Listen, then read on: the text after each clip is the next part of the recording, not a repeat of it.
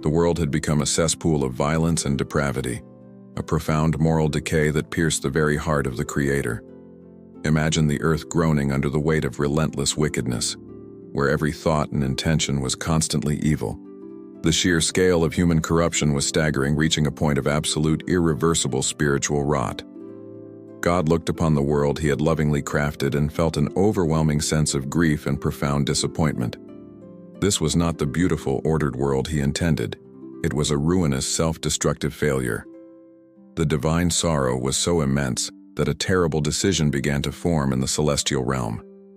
A cosmic reset was becoming necessary to cleanse the earth of its pervasive corruption.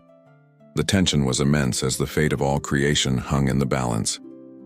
Yet in this dark, morally bankrupt world, one man stood as a solitary beacon of righteousness: Noah.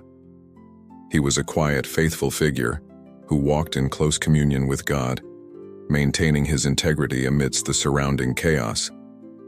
Noah found favor in the eyes of the Lord, a distinction that separated him from the imminent judgment facing all others. His life was a testament to simple obedience and unwavering dedication to moral truth. He had not earned this favor, but had simply maintained a humble heart receptive to the divine will. The contrast between Noah's solitary goodness and the world's pervasive evil created a profound narrative tension. His unique position was about to thrust him into the center of a monumental, terrifying mission. God delivered the shocking, world-ending decree to Noah: "I am going to put an end to all people, for the earth is filled with violence because of them." The magnitude of this declaration must have been paralyzing, an overwhelming weight of cosmic consequence. God revealed his plan to destroy all life on earth with an inescapable cleansing flood. But then came the stunning instruction, the lifeline for humanity.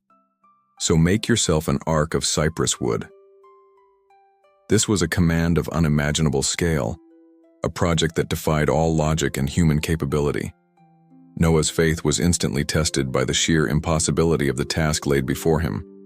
He was tasked with building a ship where no large bodies of water existed, a defiant act against the common sense of his generation. The instructions for the ark were meticulously detailed, reflecting God's precise and deliberate design for salvation. The ark was not a sleek, graceful vessel, but a massive, rectangular box designed for stability and capacity, not speed. Its dimensions were colossal: 300 cubits long, 50 cubits wide, and 30 cubits high. Noah had to construct 3 separate decks within its massive hull, providing segregated living quarters. He was instructed to coat the entire structure, inside and out, with pitch, creating a waterproof, airtight seal. This architectural plan required years of backbreaking, ridiculed labor in an environment that had never seen rain.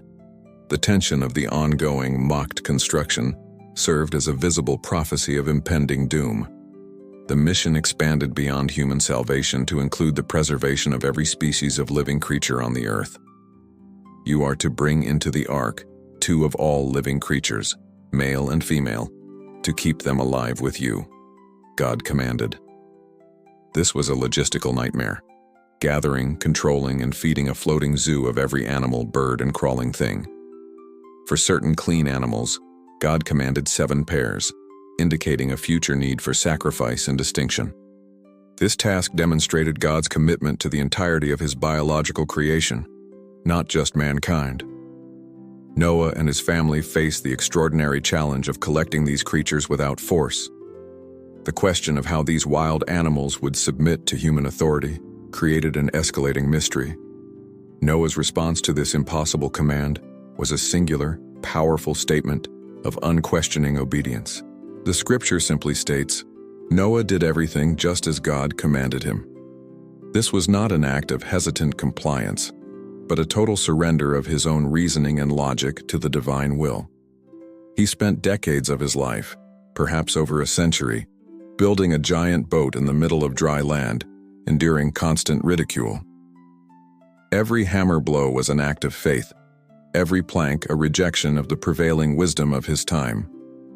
The tension of his unwavering commitment to the unseen promise of the flood intensified with every passing year. His lonely act of obedience stood as the world's final, ignored warning. As the deadline approached, God gave Noah the final, terrifying command to enter the ark. The 7-day countdown began, a final, agonizing reprieve for the wicked world outside. Noah, his wife, his 3 sons, Shem, Ham, and Japheth, and their wives, a total of 8 souls, stepped inside the colossal wooden structure. Then came the astonishing sight. Animals from every corner of the globe began to stream toward the ark, submitting meekly to the divine call. 2 by 2, and in 7s, they marched into the darkness of the ark's cavernous hold. This was the final undeniable sign for the people outside, a spectacular, unrepeatable miracle of submission.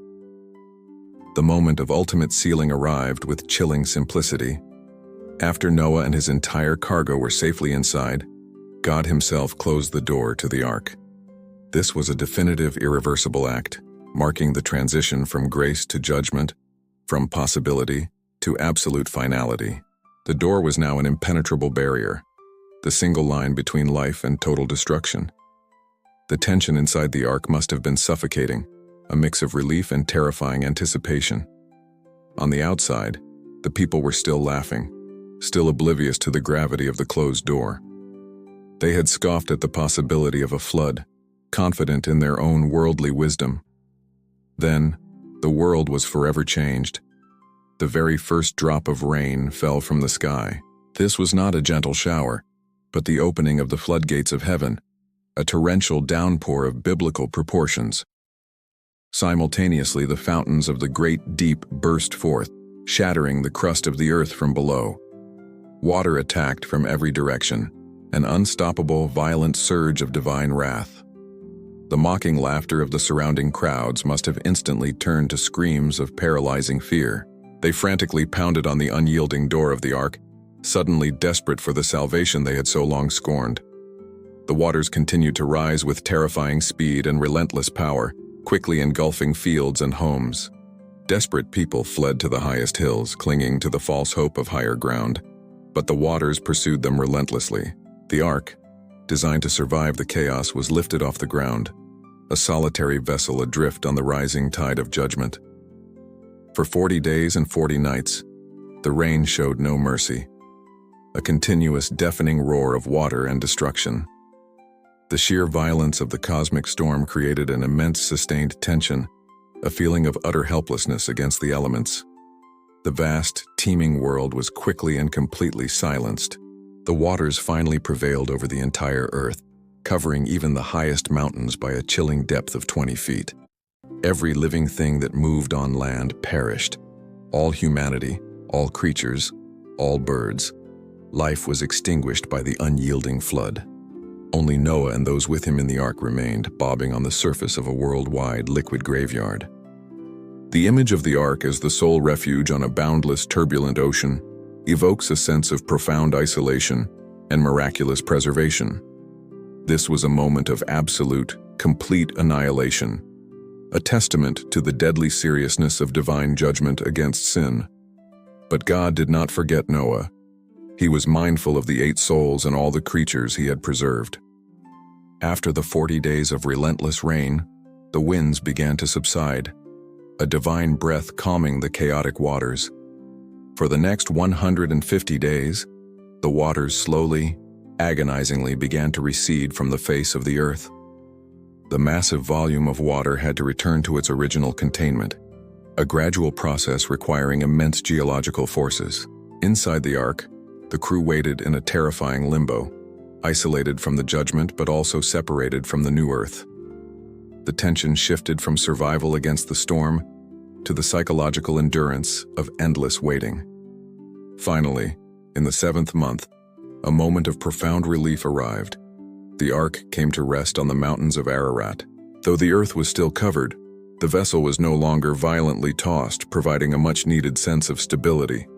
The sight of solid ground, even distant mountains, offered the first glimmer of hope for a new beginning. Noah waited another 40 days, displaying the patience required for God's timing, not his own immediate desire. He realized the slow process of waiting was as crucial as the rapid act of boarding the ark. Noah conducted a deliberate, symbolic reconnaissance of the new world outside his wooden sanctuary. He first sent out a raven, a resilient bird that simply flew back and forth, unable to find a suitable resting place. Next, he sent out a dove, a gentler creature whose return confirmed the lack of available dry land. He waited another 7 days and sent the dove out again, a nerve-wracking repetition of the initial test. The dove returned in the evening with a freshly plucked olive leaf in its beak. This tiny green token was the first tangible evidence of life renewed, a fragile symbol of hope and receding waters. Noah waited yet another 7 days before sending the dove out for the final time. This time, the dove did not return, signaling that the ground was finally dry enough to sustain life.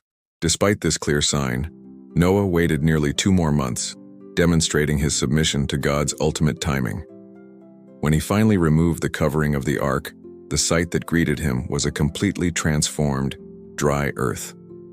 The tension of confinement was finally broken by the expansive view of a renewed world. He gazed upon a barren, silent landscape, clean of all the former wickedness. After a year and 10 days, the total duration of the flood, God spoke the long-awaited command: "Come out of the ark, you and your wife and your sons and their wives." The 8 souls and the entire population of animals emerged onto the fresh, rain-washed earth. Their first action was not celebration or exploration, but an act of profound worship and gratitude. Noah immediately built an altar and offered sacrifices to the Lord from the clean animals. This sacrifice, smelling of grateful devotion, pleased the Lord and sealed the promise for the future. God then spoke a new promise, a stunning, profound commitment to the future of his creation. He vowed in his heart, "Never again will I curse the ground because of humans, even though every inclination of the human heart is evil." He acknowledged humanity's inherent flaw, but promised never again to destroy all life in this manner. This declaration established a new order, guaranteeing the permanence of natural cycles. The rhythm of existence was secured. As long as the earth endures, seed time and harvest, cold and heat, summer and winter, day and night will never cease. To confirm this eternal promise, God established a covenant with Noah and all subsequent generations. This agreement was not just with humanity, but with every living creature on the earth, a promise of peace. The terms were absolute. No flood would ever again destroy all life. But the covenant required a visible sign, a perpetual reminder etched into the sky. The anticipation built for the revelation of this spectacular, reassuring token. The new world needed a symbol of hope that transcended human memory and doubt. The sign God chose was the rainbow. "I have set my bow in the clouds, and it will be the sign of the covenant between me and the earth." Imagine the very first rainbow stretching across the post-diluvian sky, a breathtaking arc of colored light. It's a powerful symbol, a bow of war, turned upward and away from the earth, representing a weapon laid down. Every time the rain clouds gather, bringing a momentary tension of the past, the rainbow appears as God's self-reminder of his unbreakable promise.